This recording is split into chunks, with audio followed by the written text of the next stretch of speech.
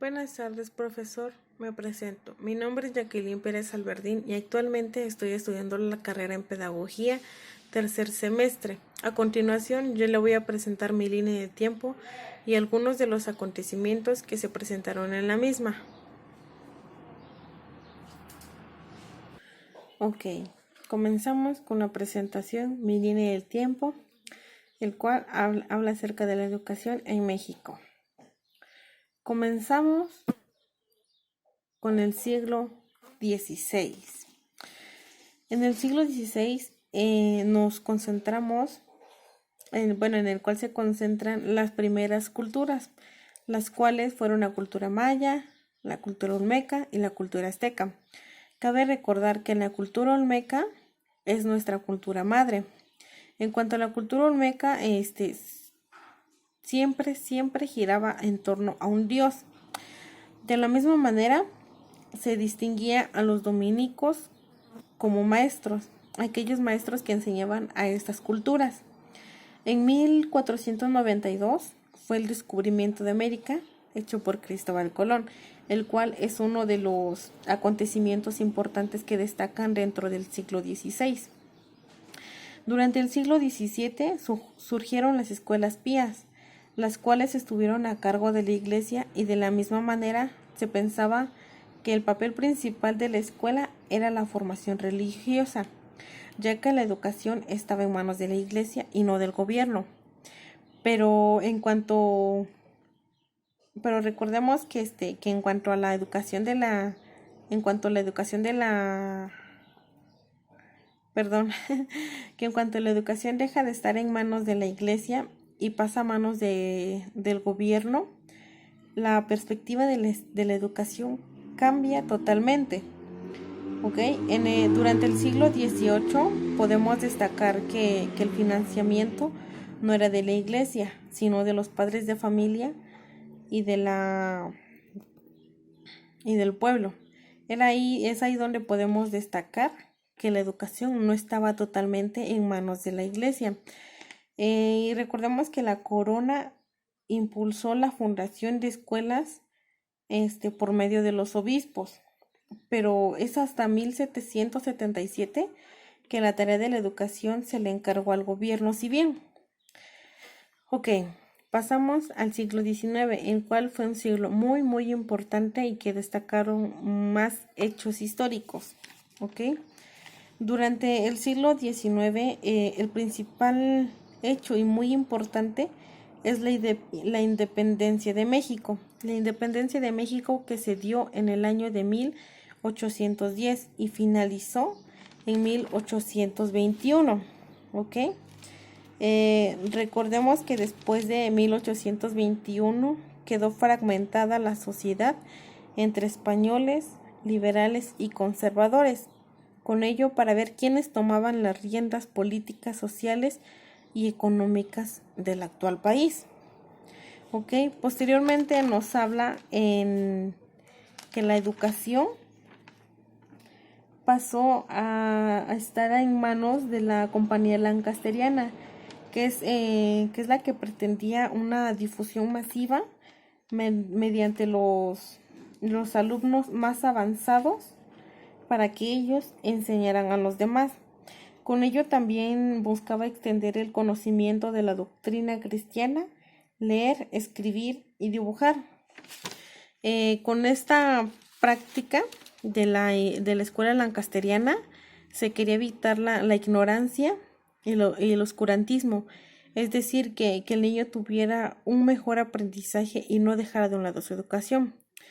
Recordemos que también la educación lancasteriana, la escuela, cuando la educación quedó a cargo de la Compañía Lancasteriana, era para formar las escuelas normales y fundamentales.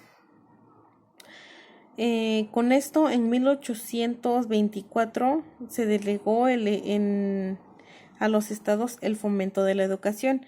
Se puede decir que desde ese momento la educación ya debería de ser obligatoria, sino que hasta 1855, donde Benito Juárez, en su documento de las leyes de reforma, dijo o mencionó lo siguiente: La educación debía cimentarse en la razón y no en doctrina religiosa.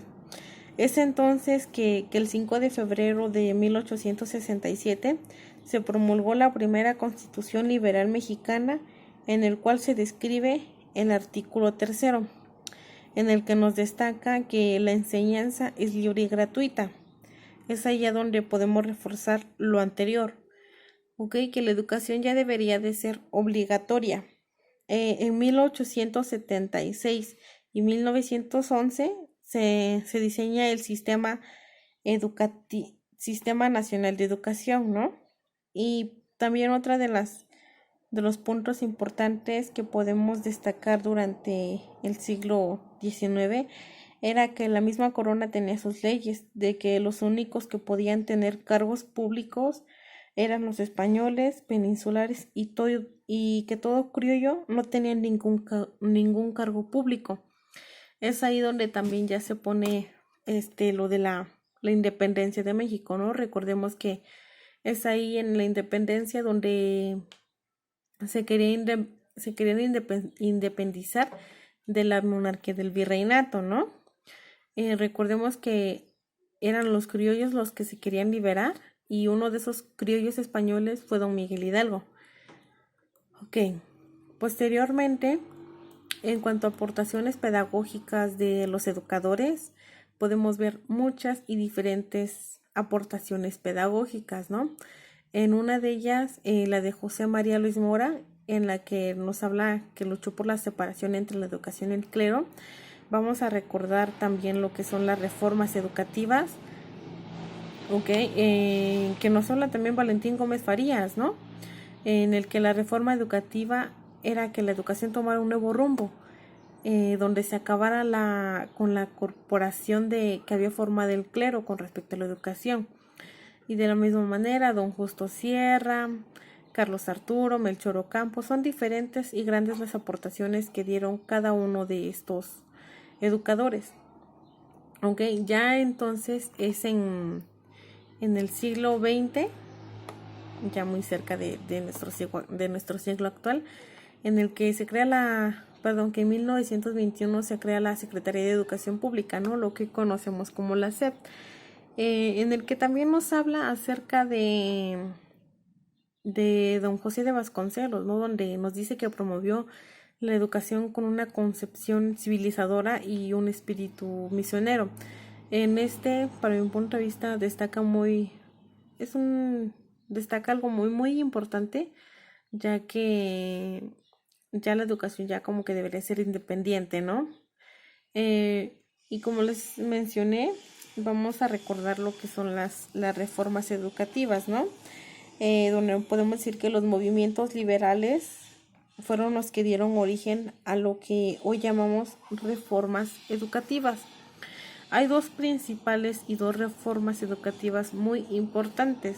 La primera gran reforma fue la separación de la iglesia con el Estado para darle el servicio educativo. Otra gran reforma que de la misma manera fue muy importante era el que se le da la responsabilidad al Estado por obligación de brindar educación a todos. Es allá donde podemos decir que la educación tiene que ser gratuita y laica para todos y cada uno de los ciudadanos del país, ¿no? Y bueno, con esto culmino yo mi línea del tiempo.